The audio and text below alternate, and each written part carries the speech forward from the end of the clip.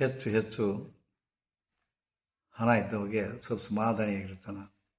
ಯಾಕಂದರೆ ನಮ್ಮ ಟೆನ್ಷನ್ನಿನ ಮೂಲ 80% ಹಣದ ಮೇಲೆ, ದುಡ್ಡಿನ ಮೇಲೆ ಅವಲಂಬಿಸಿದ. ಹೌದಾ? ಸೊ ಹೀಗೆ ಇರುವ ಒಂದು ಹಣದ ಬೆಲೆ ಇಲ್ಲದವನಿಗೆ ಗೊತ್ತಾಗ್ತದೆ, ಇದ್ದವನಿಗೆ ಹಣದ ಬೆಲೆ ಗೊತ್ತಾಗೋದಿಲ್ಲ.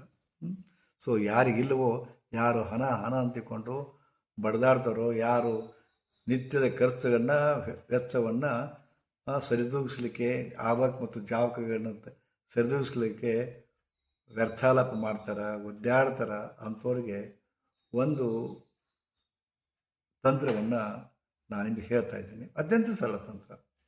ಭಾಳ ನಾ ಹೇಳಿಲ್ಲ, ಅನೇಕ ತಂತ್ರಗಳಿದಾವೆ. ಹಣವನ್ನು ಗಳಿಸಲಿಕ್ಕೆ, ಹಣವನ್ನು ಪಡ್ಕೊಳ್ಳಿಕ್ಕೆ, ದೇವರ ಆಶೀರ್ವಾದ, ಹಣಕ್ಕೆ ಸಂಬಂಧಿಸಿದಂತೆ ದೇವರ ಒಂದು ದೈವೇಚ್ಛೆ ಸಂಪಾದಿಸ್ಕೊಳ್ಳಿಕ್ಕೆ ಅನೇಕ ತಂತ್ರಗಳಿದಾವೆ. ಅದರಲ್ಲಿ ಏನಪ್ಪ ಅಂದ್ರೆ, ಒಂದು ನಾಣ್ಯ. ಯಾವುದೇ ನಾಣ್ಯ, ಅದನ್ನು ತೋರಿಸ್ಬೇಕಂದ್ರೆ, ನಾಣ್ಯ ಅಂತ ತೋರಿಸ್ಬೇಕಂದ್ರೆ ಒಂದು ನಾಣ್ಯ, ಅದು 5 10 2 ರೂಪಾಯಿ ಅಥವಾ 20 ರೂಪಾಯಿ ಒಂದು ನಾಣ್ಯ ತೊಗೊಂಡ್ರೆ ಅದರ ಮೇಲೆ ದೈವಿಕ ಚೂರ್ಣ ಹಚ್ಚಿರಿ. ದೈವಿಕ ಚೂರ್ಣ, ಹೌದಾ? ದೈವಿಕ ಚೂರ್ಣ ಹಚ್ಚಿ ಅದಕ್ಕೆ ಸಾಸಿವೆ ಎಣ್ಣೆ, ಒಂದು ಹನಿ ಸಾಸಿವೆ ಎಣ್ಣೆ, ದೈವಿಕ ಚೂರ್ಣದ ಮೇಲೆ ಒಂದು ಹನಿ ಸಾಸಿವೆಯನ್ನು ಬಿಡಿ. ಅದನ್ನು ಹಿಂಗೆ ನಾಣ್ಯದ ಮೇಲೆ ಹಿಂಗೆ ತಿಕ್ಕ್ರಿ. ಹೌದಾ? 21 ಸಲ ಓಂ ಶ್ರೀ ಮಹಾಲಕ್ಷ್ಮೈ ನಮಃ, ಓಂ ಶ್ರೀ ಮಹಾಲಕ್ಷ್ಮೈ ನಮಃ, ಓಂ ಶ್ರೀ ಮಹಾಲಕ್ಷ್ಮೈ ನಮಃ 21 ಸಾರಿ ಅದು ಕೈ ಹಿಡ್ಕೊಂಡು ಮಾತೆ ಮಹಾಲಕ್ಷ್ಮಿಗೆ, ಧನದ ದೇವತೆ, ಹಣಕಾಸಿನ ದೇವತೆ, ಹೌದಾ? ಇದನ್ನು ನಮ್ಮ ನಂಬಿಕೆ. ಇದನ್ನು ಕ್ರಿಶ್ಚಿಯನ್ರು, ಇಸ್ಲಾಂ ಇವರು ನಂಬೋದಿಲ್ಲ, ಅಪಹಾಸ್ಯ ಮಾಡ್ತಾರೆ. ಆದರೆ ನಮ್ಮದು ವಿಚಿತ್ರದ ನಮ್ಮ ಪದ್ಧತಿ. ನಾವು ನಂಬಿಕೆಯನ್ನು, ನಮಗೆ ಹಣಕಾಸಿನ ಕುಬೇರ ಲಕ್ಷ್ಮಿಯನ್ನು ನಂಬ್ತೀವಿ, ಕಷ್ಟ ಕೊಡಲಿಕ್ಕೆ ಶನಿ ಮಹಾರಾಜನ ಕಷ್ಟ ಕೊಡ್ತಾನಂತ ನಂಬ್ತೀವಿ, ಕಷ್ಟ ಪರಿಹಾರ ಮಾಡಲಿಕ್ಕೆ ಹನುಮಂತ ದೇವರದಾನಂತ ಒಪ್ತೀರಿ, ಯಶಸ್ಸು ಪ್ರಾಪ್ತಿ ಮಾಡಿಕೊಳ್ಳಿಕ್ಕೆ ಗಣಪತಿ ಅದರಂತ ಹೋಗುವಂತೀವಿ.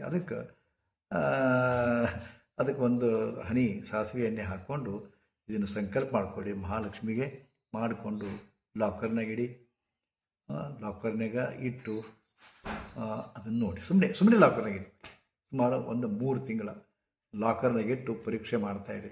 ಮರೆತು ಬಿಡ್ತೀರಿ ನೀವು. ಆ್ಯಕ್ಚುಲಿ ಒಪ್ತೀನಿ, ಸಣ್ಣಗೆ ರೊಕ್ಕ ಬರೋದು ನಿಮ್ಗೆ ಗೊತ್ತೇ ಆಗೋದಿಲ್ಲ, ಅದರಿಂದ ಆತನದು ಗೊತ್ತಾಗೋದಿಲ್ಲ. ಬಟ್ ಹಣದ ಹರಿವು ಖಂಡಿತವಾಗಿ ಹೆಚ್ಚಾಗ್ತದೆ. ಸಿಂಪ್ಲಿ ಒಂದು ನಾಣ್ಯ, ಅದರ ಮೇಲೆ ದೈವಿಕ ಚೂರ್ಣ, ಅದರ ಮೇಲೆ ಒಂದು ಹನಿ ಸಾಸಿವೆ ಎಣ್ಣೆ ಮತ್ತು ನಿಮ್ಮ ಸಂಕಲ್ಪ. ಸಂಕಲ್ಪಕ್ಕೆ ಮಹಾಶಕ್ತಿ ಇದೆ ರೀ. ಅದಕ್ಕೆ ಗಾದಿ ಮಾತಿದೆ. ಬಟ್ ನಿಮ್ಮ ಸಂಕಲ್ಪ ಬೇಕಾದಷ್ಟು ಮಾಡ್ಕೊತೀವಿ, ನಿಮ್ಮ ಸಂಕಲ್ಪ ಶುದ್ಧ ಇಲ್ಲ. ಅದಕ್ಕೆ ಏನು ಹೇಳ್ತಾರಪ್ಪ ಅಂದ್ರೆ, ಸತ್ವಶುದ್ಧೌ ಚಿತ್ತಶುದ್ಧೌ. ಸತ್ವಶುದ್ಧೌ, ಅದಕ್ಕಿಂತ ಮುಂಚೆ ಬರ್ತಾರೆ ಮತ್ತೆ ಏನು, ಆಹಾರ ಶುದ್ಧೌ ಚಿತ್ತಶುದ್ಧೌ. ಆಹಾರ ಶುದ್ಧೌ ಸತ್ವಶುದ್ಧೌ, ಸತ್ವಶುದ್ಧೌ ಚಿತ್ತಶುದ್ಧೌ, ಚಿತ್ತಶುದ್ಧೌ ಸಂಕಲ್ಪ ಶುದ್ಧೌ ಅಂತ. ನಾವು ತಿನ್ನೋ ಆಹಾರ ಬರೀ ಬೇಲ್ಪುರಿ, ಪಾನಿಪುರಿ ಇಂಥದ್ರಾಗ ನೆಗೆಟಿವ್ ಫುಡ್ ಜಾಸ್ತಿ ತೊಗೊತೀವಿ, ಆಹಾರ ಶುದ್ಧ ಇಲ್ಲ. ಅದಕ್ಕೆ ಅದರ ಮೂಲ ಅವು ಎಲ್ಲಿ ಹೋಗ್ತೀವಿ? ಸತ್ವ. ಎಂಥ ಸತ್ವ? ಒಳಗೆ ಸತ್ವನೇ ಇಲ್ಲ ನಮಗೆ. ಇಂಥವೆಲ್ಲ ತಿಂದು ಸತ್ವ ಹೆಂಗೆ ಬರ್ತದೆ? ಅದಕ್ಕೆ ಸತ್ವ ಶುದ್ಧ ಇಲ್ಲ. ಸತ್ವ ಶುದ್ಧ ಇಲ್ಲದಕ್ಕೆ ನಮ್ಮ ಮನಸ್ಸು ಶುದ್ಧ ಇಲ್ಲ. ಮನಸ್ಸು ಶುದ್ಧ ಇಲ್ಲದಕ್ಕೆ ಸಂಕಲ್ಪ ಶುದ್ಧ ಇಲ್ಲ. ಅದಕ್ಕೆ ನೀವು ಬಡ್ಕೊತೀರಿ, ನೀವು ಹೇಳಿದ್ದು ಮಾಡ್ತೀವಿ ಕರೆ ಆಗವಲ್ದು ಅಂದ್ರೆ, ನಾನು ಪ್ರತಿಯೊಂದು ಹೇಳಬೇಕಾದ್ರೆ ನೋಡಿರ್ಬೇಕಾದ್ರೆ ಸಂಕಲ್ಪ ಮಾಡಿಕೊಂಡು ಇದನ್ನು ಮಾಡಿ ಅಂತ ಹೇಳ್ತೀನಿ ನಾನು. ಸಂಕಲ್ಪ ಮಾಡಿಕೊಂಡು ಅರ್ಘ್ಯ ಕೊಡಿ, ಸಂಕಲ್ಪ ಮಾಡ್ಕೊಂಡು ನಾಣ್ಯ ಇಡಿ, ಸಂಕಲ್ಪ ಮಾಡ್ಕೊಂಡು ಇದನ್ನು ಮಾಡಿ ಅಂತ ಹೇಳ್ತಿಲ್ಲ. ನಿಮ್ಮ ಸಂಕಲ್ಪನೇ ಶುದ್ಧ ಇಲ್ಲರಿ, ಮತ್ತು ಹೆಂಗೆ ಆಗ್ತದೆ? ಅದಕ್ಕೆ ದಯವಿಟ್ಟು ತಿಳ್ಕೊಳ್ಳಿ, ನಿಮ್ಮ ಸಂಕಲ್ಪವನ್ನು ಶುದ್ಧೀಕರಣ ಮಾಡಿಕೊಳ್ಳಿ. ಅಂಥ ಶುದ್ಧವಾದ ಸಂಕಲ್ಪದೊಂದಿಗೆ ಮಾತೆ ಮಹಾಲಕ್ಷ್ಮಿಯನ್ನು ಧ್ಯಾನಿಸ್ರಿ, ಪ್ರಾರ್ಥಿಸ್ರಿ. ಇದನ್ನು ಒಯ್ದು ಟ್ರೆಜರಾಗಿ ಇಡ್ರಿ ಅಥವಾ ನಿಮ್ಮ ವ್ಯಾಲೆಟ್ನಾಗ ಇಡ್ರಿ. ಸ್ವಲ್ಪ ಇದು ನೋಟ್ ಗೀಟಿಗೆ ಅದು ಎಣ್ಣೆ ಹತ್ತಿರ ಮತ್ತು ನಡೆದಿಲ್ಲ ಅಂತಂತಿರಲ್ಲ, ಅದಕ್ಕೆ ದೈವಿಕ ಚೂರ್ಣಕ್ಕೆ ಒಂದು ಸ್ವಲ್ಪ ಒಂದೇ ಒಂದು ಹನಿ ಇಟ್ಟು ಒಂದು ಕಡೆ ಹಚ್ಚಿಬಿಡಿ ಸಾಕು. ಒಂದು ಕಡೆ ಹಚ್ಚಿ ಅದನ್ನು ಒಂದು ಬೇಕಾರೆ ಒಂದು ಏನು ಪೌಚ್ಗಳು ಹಾಕ್ಕೊಂಡು ಬೇಕಾದ್ರೆ ಇಟ್ಕೊಡಿ. ಬೇಕಾದ್ರೆ ವ್ಯಾಲೆಟ್ನಾಗ ಇಟ್ಕೋಬೋದು ಅಥವಾ ಟ್ರೆಜರಾಗಿ ಇಟ್ಕೋಬೋದು. ಇದು ನೋಡಿರ್ಬೇಕಾದ್ರೆ ಖಂಡಿತ ಒಂದು ಎಷ್ಟೋ ಮಂದಿಗೆ ಬದಲಾವಣೆ ಆಗ್ತದೆ, ಹಣದ ಹರಿವು ಹೆಚ್ಚಾಗ್ತದೆ, ಅನಿರೀಕ್ಷಿತ ಧನಾಗಮನ ಆಗ್ತದೆ. ಇದನ್ನು ನೀವು ಸೂಕ್ಷ್ಮವಾಗಿ ನೋಡಿಕೊಳ್ಳಿ. ಇದು ಹಣದ ಹರಿವಿಗಾಗಿ ಮತ್ತೊಂದು ತಂತ್ರ.